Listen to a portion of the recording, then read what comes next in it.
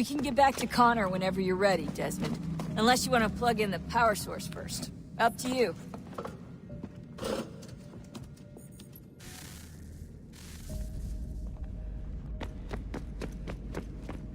Come on, son. We got work to do.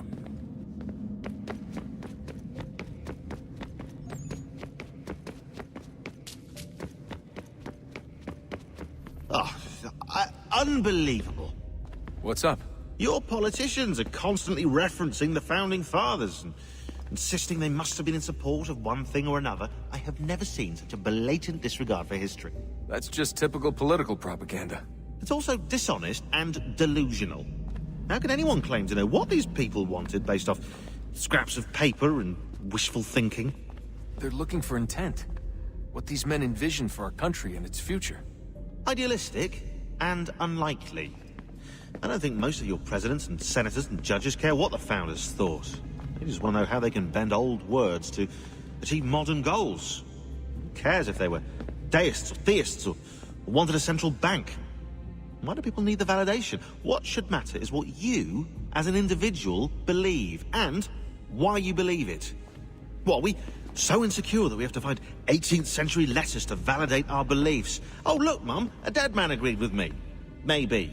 If you transpose the letters in his shopping list, you can plainly see he was on my side. Jesus, Sean. It's a cynical way to look at it. Doesn't make it less true. I keep trying to understand how men like Washington and Jefferson could dedicate their lives to the pursuit of liberty and equality, yet have no problem owning slaves. It's hypocritical in the extreme, and your history books make only passing mention of the subject, as if it were of little consequence. They had a war to win. Country's future to secure. How could they deal with all these issues at the same time? Spoken like a true apologist. We hear it today, too, that matters of civil rights and equality must wait. There are conflicts to settle, economies to salvage. What do any of these things matter if the people are not free and equal? All of them. I wish there was a way for us to share what we learn from the Animus with others. Imagine being able to accurately answer questions about the past, or experience lost civilizations. But how would you cite it? We can't just reveal the machine's existence to the world. Why not? Desmond's right. It would be dangerous. And we still haven't found a way to manage the bleeding effect. Maybe when we're done saving the world, we can look into it.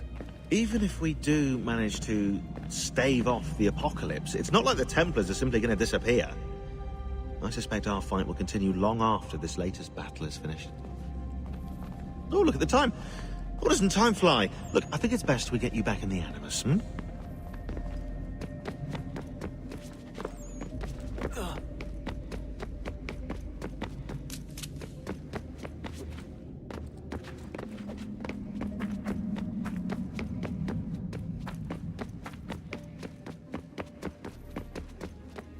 So, what's the latest? Learn anything interesting while you were exploring?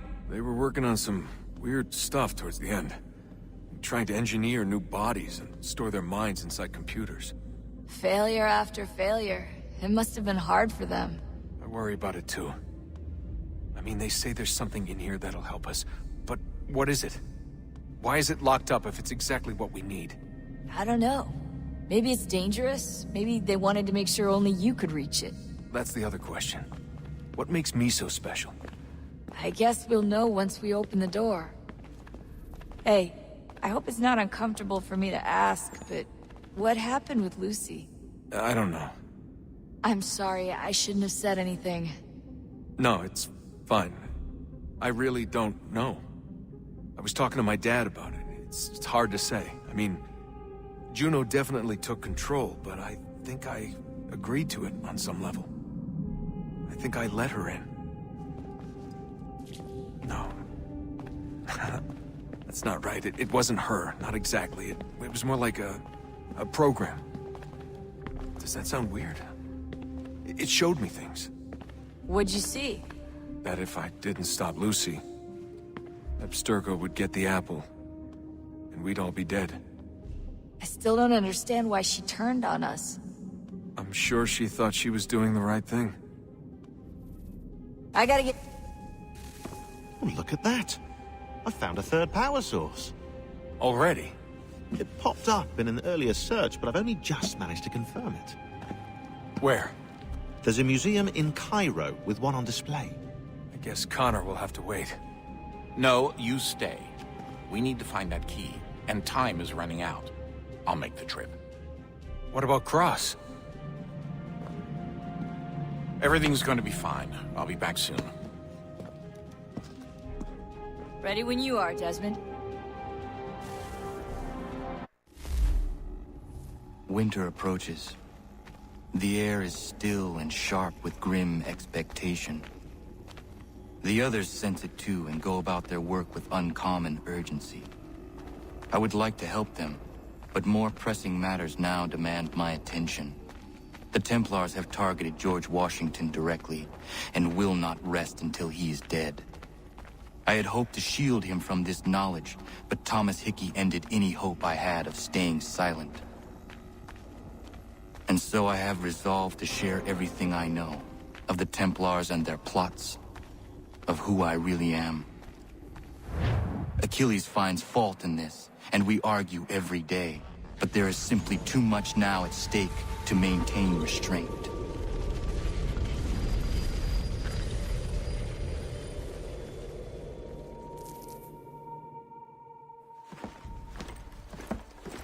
Don't do this, Connor! Then what would you propose we do? Sit and watch while the Templars take control? We are sworn to stop them, or have you forgotten? Assassins are meant to be quiet, precise. We do not go announcing conspiracies from the rooftops to all who pass by. Who are you to lecture anyone? You locked yourself away in this crumbling heap and gave up on the Brotherhood entirely. Since the day I arrived, you've done nothing but discourage me. And on the rare occasions you've chosen to help, you've done so little, you may as well have done nothing at all. How dare you! Then tell me, on whose watch did the Brotherhood falter? Whose inaction allowed the Templar Order to grow so large that it now controls an entire nation? If I sought to dissuade you, it was because you knew nothing. If I was reluctant to contribute, it was because you were naive. 1,000 times you would have died and taken God knows how many with you. Let me tell you something, Connor. Life is not a fairy tale, and there are no happy endings. No. Not when men like you are left in charge.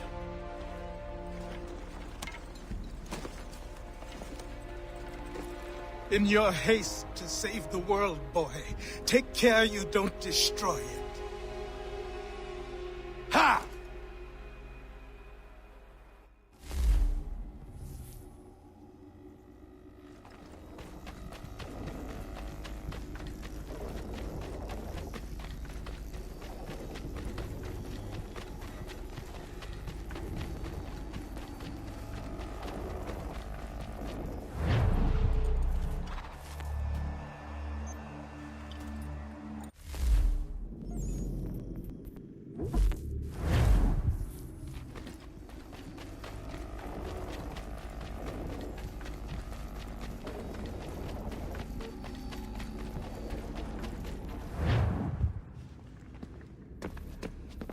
I gotta get back to work. You might want to do the same.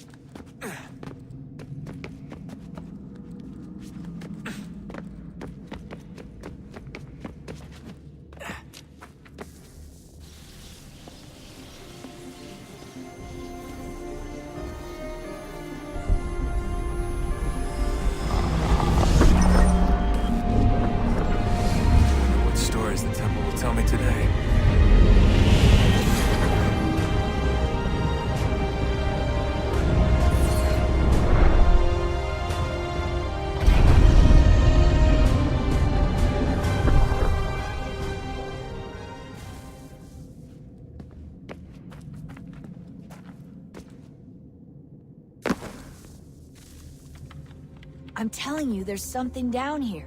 Don't be daft. I don't know, maybe they were sleeping or something and we woke them. Some kind of cryogenics? Or hibernation? I mean, how do we know what the hell they were doing down here? They were working on a bunch of different solutions, but nothing worked. Just went from one to the next, and then... I don't know. They must have left at some point. After the end. I wonder what the world would be like if they'd succeeded. I'm more concerned about what it'll be like if we don't. Salvation. They found a way. Too late for them, but not for you. Sealed and protected. Though now it bars your way. Find the key. The past will tell. Sorry, Desmond. A little busy right now.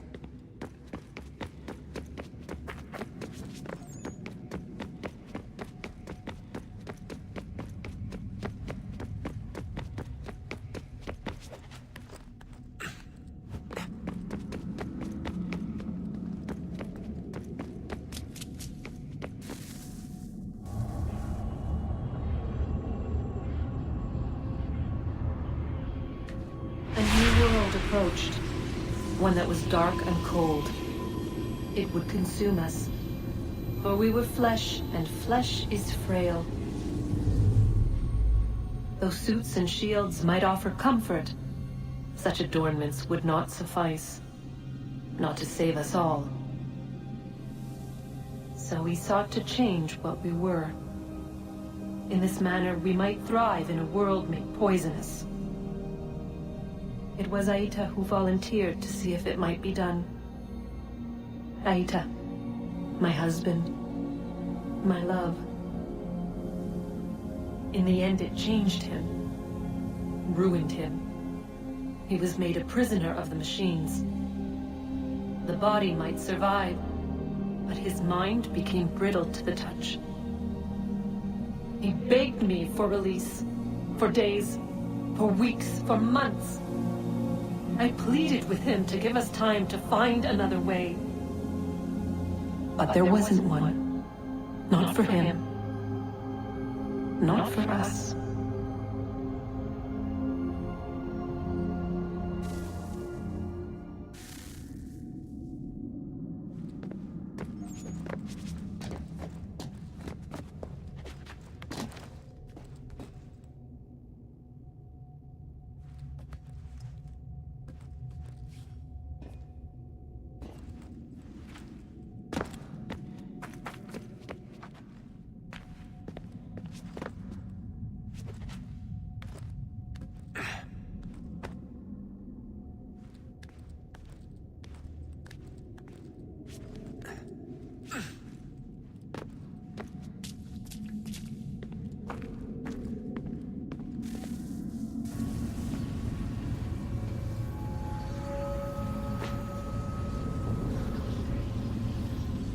What is consciousness but a series of electrical impulses?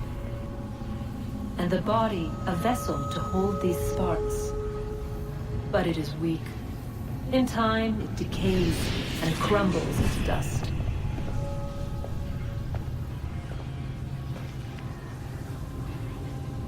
We asked ourselves then, what if it might be replaced with something stronger, something better? So we forged a new vessel, one that might endure. It proved easy enough to enter.